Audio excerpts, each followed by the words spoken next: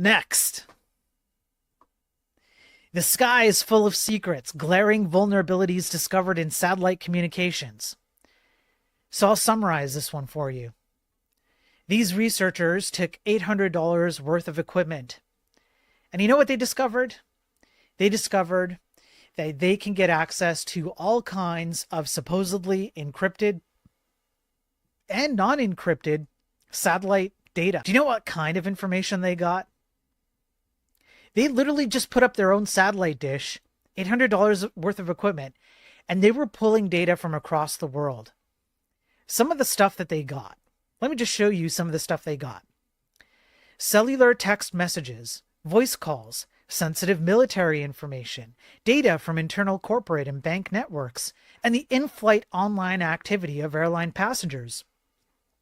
What was happening a lot of times was, let's say that you had some encrypted call that, you make a call to someone and you're going through the typical cell tower. Cell towers are usually like these physical things that are attached to the ground, okay, and they're towers, okay, that's the name.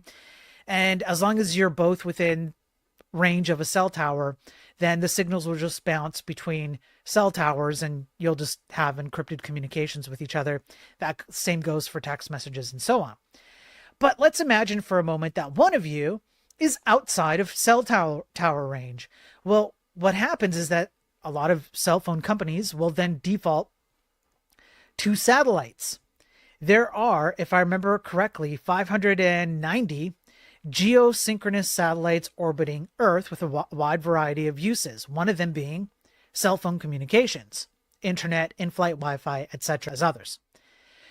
When these things go from cell tower to all of a sudden, let's go to the satellite because we don't have a cell tower to connect two people together, well, these messages are no longer encrypted, which means that with $800 worth of equipment, you can listen to the communications between what was encrypted data to now no longer encrypted data that goes through satellites orbiting the Earth.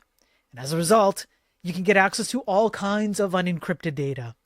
So, just like the article says, they even got stuff like in-flight Wi-Fi, locations of planes, people's Wi-Fi usage inside of the planes, military information. For example, the team decoded names of vessels owned by the U.S. military together with both encrypted and unencrypted traffic from those vessels' communication systems.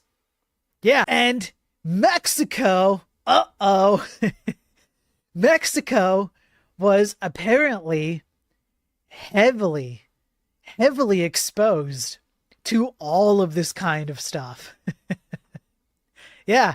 So I don't know exactly why, but I guess because, well, there's a lot of stuff going on down in Mexico, but they were finding things from like Walmart Mexico. They found Walmart Mexico was not protected, giving researchers access to a wide range of data, including unencrypted internal corporate emails. Sales data were also available. The absolute hilarity of this is that they didn't have to go anywhere. They literally just sat, where the UC of San Diego, I want to say. Yeah.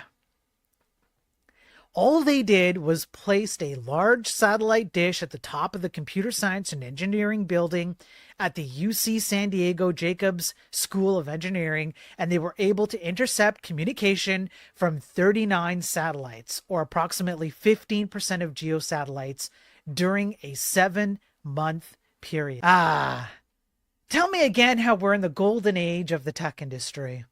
The golden age, it's never been better. There's never been a more exciting time to be in tech and to look forward to the future of technology and the things that it can do for us.